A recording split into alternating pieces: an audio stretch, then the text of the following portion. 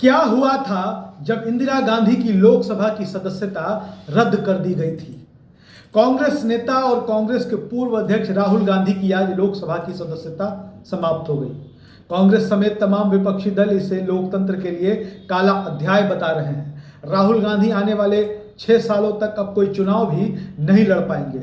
पर क्या ऐसा पहली बार हुआ है भारत की राजनीति में? जी नहीं, देश की राजनीति में ऐसा पहली बार नहीं हुआ है, ऐसा पहले भी हो चुका है। और ये हुआ है स्वर्गीय श्रीमती इंदिरा गांधी के साथ देश की पूर्व प्रधानमंत्री इंदिरा गांधी, राहुल गांधी की दादी इंदिरा गांधी। वर्ष 1977 में जब कांग्रेस की सरकार का पतन हुआ और केंद्र में जनता पार्टी की सरकार बनी, तब लोकसभा में एक प्रस्ताव लाकर पूर्व प्रधानमंत्री इंदिरा गांधी की संसद की सदस्यता छीन ली गई थी।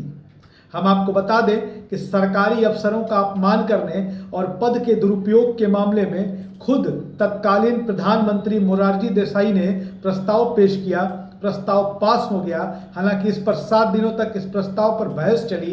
प्रस्ताव के पास होने के बाद इंदिरा गांधी के खिलाफ विशेषाधिकार कमेटी बनी, जिसने इंदिरा गांधी के खिलाफ पद के दुरुपयोग मामले सहित कई आरोपों पर जांच करके 1 महीने में रिपोर्ट देनी थी। विशेषाधिकार समिति इस निष्कर्ष पर पहुंची कि इंदिरा गांधी के खिलाफ जो आरोप लगे हैं वो सच हैं। उन्होंने सचमुच विशेषाधिकारों का हनन किया है, उन्होंने सदन की अवमानना की है, लिहाजा उन्हें संसद से निष्कासित किया जाता है और गिरफ्तार करके तिहाड़ भेजा जाता है।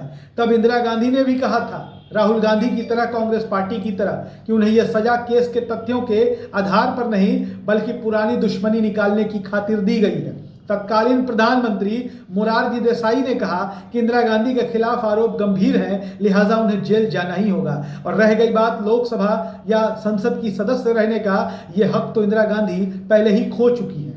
इसके बाद इंदिरा गांधी के पक्ष में देश भर में जो सहानुभूति की लहर देखने को मिली, उससे जनता पार्टी की सरकार घबरा गई। संसद में यह आवाज गूंजने लगी कि इंदिरा गांधी के साथ गलत किया गया है। लिहाजा 1 ही महीने के बाद लोकसभा में फिर एक प्रस्ताव लाया जाता है और वापस पास करके इंदिरा गांधी की सदस्यता बहाल कर दी जाती है। बात करते हैं 1977 की, तो 1977 के उस दौर में इंदिरा गांधी को 1 रात के लिए जेल में रखा जाता है। 1 साल पहले जनता पार्टी सरकार 1 रात के लिए इंदिरा गांधी को गिरफ्तार कर चुकी थी, जिससे इंदिरा गांधी को देश भर में गजब की सहानुभूति मिली थी। दरअसल जनता पार्टी की सरकार उन्हें गिरफ्तार करके हरियाणा जेल में रखना चाहती थी, लेकिन वो ऐसा नहीं कर पाई। उन्हें बीच रास्ते से इंदिरा गांधी को दिल्ली वापस लाना पड़ा। अगले दिन एक अदालत ने इंदिरा गांधी को रिहा करने का हुक्म सुनाया। इंदिरा गांधी ने कहा कि वो फिर से चुनाव लड़ेंगी और लड़ेंगी, जीत कर लोकसभा में पहुंचेगी। हालांकि तब तक जनता पार्टी की सरकार खुद अपनी ही कमजोरियों और विरोधों से टूटने लगी थी और 3 साल में जनता पार्टी की सरकार गिर गई थी। जी हां, वो सरकार जिसने इंदिरा गांधी को जेल भेजा था, इंदिरा गांधी की संसद की सदस्यता रद्द की थी, वो सरकार गिर गई। फिर वक्त आता है 1980 का। देश ने फिर मध्यावधि चुनाव का मुंह देखा।